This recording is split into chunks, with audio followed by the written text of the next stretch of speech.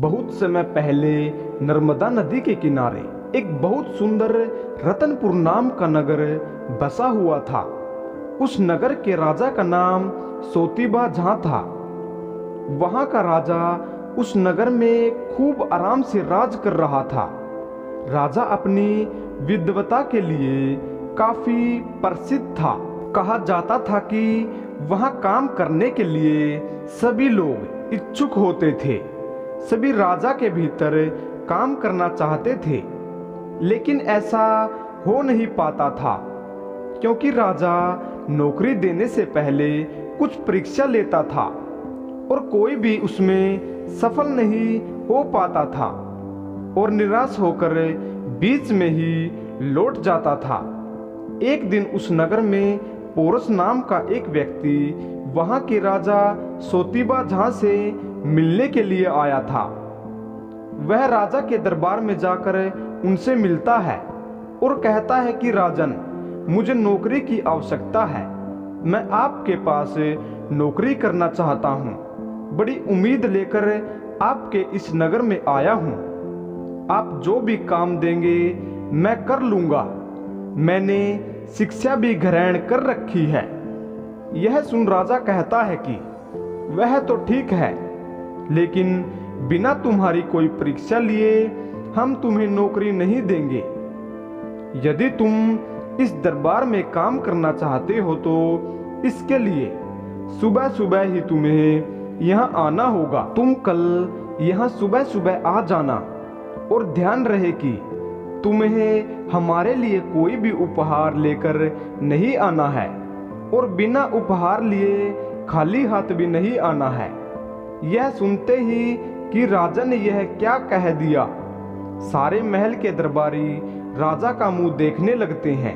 वहां पोरस ने राजा की बात सुन सिर झुकाकर उसका अभिवादन किया और जो आज्ञा कहकर चला गया। अगली सुबह जब पोरस दरबार में उपस्थित होता है तो उसके हाथ में एक लाल कबूतर था। वह कबूतर देख सभी दरबारी सोचने लगे कि यह भला लाल कबूतर कहां से और क्यों लेकर आया है। तब कुछ देर में राजा अपने स्थान पर आकर बैठ जाते हैं। पोरस राजा के सामने आ जाता है और उन्हें प्रणाम कर वह लाल कबूतर देते हुए कहता है कि यह लीजिए, मेरी तरफ से आपके लिए एक भेंट। राजा सोतीबा झां जैसे ही कबूतर लेने के लिए हाथ बढ़ाता है, वह कबूतर तुरंत उड़ जाता है। यह देख राजा कहता है कि ठीक है, तुम पहली परीक्षा में सफल हुए। तुम हमारे लिए उपहार भी लेकर आए और उसके उड़ जाने के बाद हमें कुछ दिया भी नहीं, जिससे तुम इस परीक्षा में सफल हो गए। यह देख सभी दरबारी पोरस की काफी प्रशंसा करते हैं। कुछ देर के पश्चात राजा सोतीबा झां फिर से पोरस से अपने समीप बुलाते हैं और धागे का एक छोटा सा टुकड़ा पोरस को देते हुए कहते हैं कि कल तुम हमारे लिए इस धागे से एक आसन बुन कर लाना। कल हम उसी आसन पर बैठेंगे। पोरस वह धागा ले लेता है और जो आज्ञा राजन ये कहकर वापस चला जाता है। लेकिन यह देखकर सारे दरबारी इस बार पोरस को निरा मूर्ख कहने लगते हैं।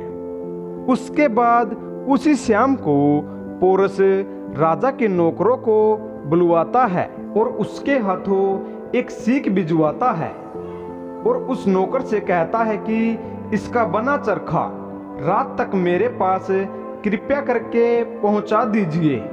मैं कल सुबह आसन लेकर दरबार में उपस्थित हो जाऊंगा। नौकर वहां से सीधा राजा के पास जाता है और सारी बात कह देता है। वह सुन राजा पोरस क्या करने वाला है वह समझ जाते हैं। अगले दिन राजा फिर से अपने नौकरों के हाथों पोरस के पास कुछ फूल के बीज भिजवा देते हैं और यह आदेश देते हैं कि पोरस से कहना कि कल सुबह सुबह इस बीज के फूलों को लेकर यहाँ दरबार में उपस्थित हो जाए।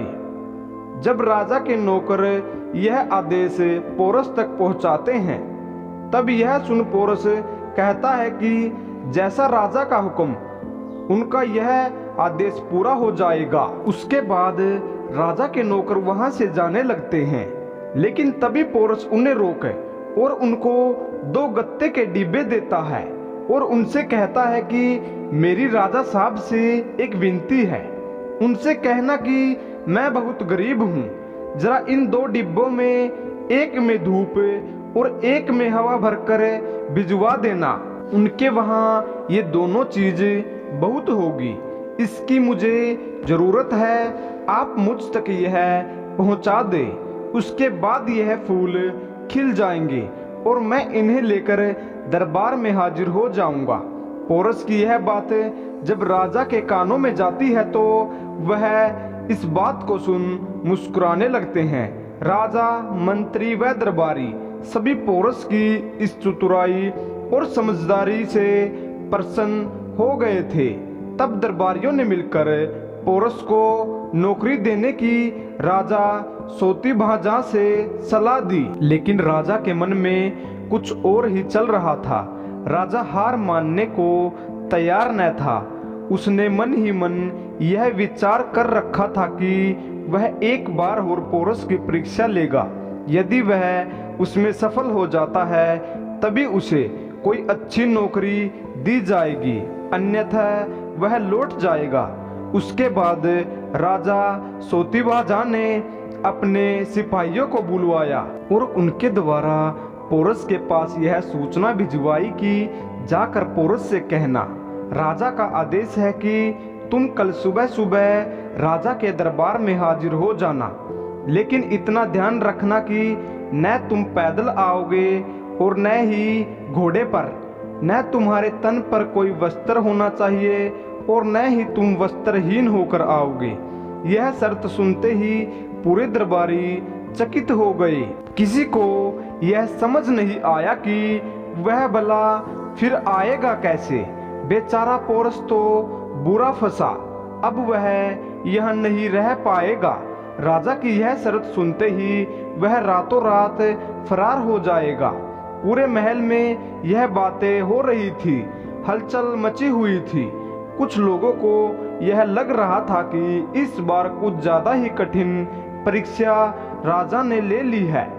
तो कुछ लोग यह सोच रहे थे कि शायद राजा सोतीबाजा को पोरस की बुद्धिमत्ता पर शक है और वह उसको नौकरी देना नहीं चाहते हैं, और इसी कारण से ऐसी अटपटी शर्त राजा ने रखी है।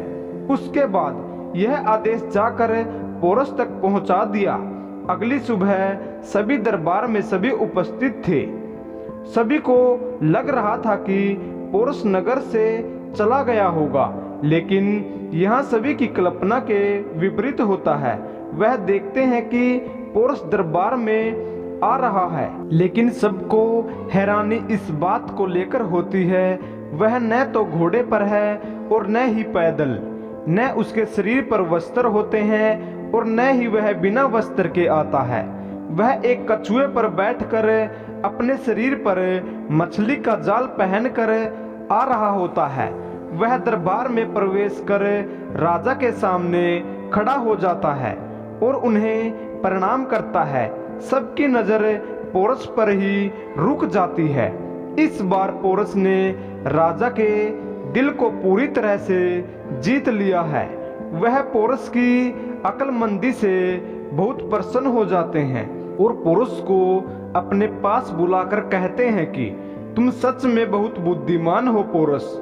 मेरी दी हुई तुम सभी परीक्षाओं में अच्छी तरह से सफल हो गए हो। राजा कहते हैं कि तुमने मेरी उन शर्तों को पूरा कर दिखाया जिन शर्तों को सुनकर मेरे अपने दरबारियों व मंत्रियों का सिर नीचे हो गया, लेकिन तुम हर कदम पर खड़े उतरे हो, समय को साबित किया, तुम सच में बुद्धिमान हो, गुणों से भरे हुए हो। इतना कहकर राजा सोतीबाजा ने पोरस को अपना प्रमुख सलाहकार व मंत्री घोषित कर दिया। ये सुन सभी दरबार के लोग तालियां बजाने लगे और इस फैसले से बहुत खुश हो जाते हैं। पूरे नगर में पोरस की बुद्धिमत्ता की प्रशंसा हो रही थी। पोरस के चेहरे पर नौकरी पाने की खुशी थी। तो आपने क्या सीखा इस कहानी से? कमेंट में जरूर बताएं। धन्यवाद।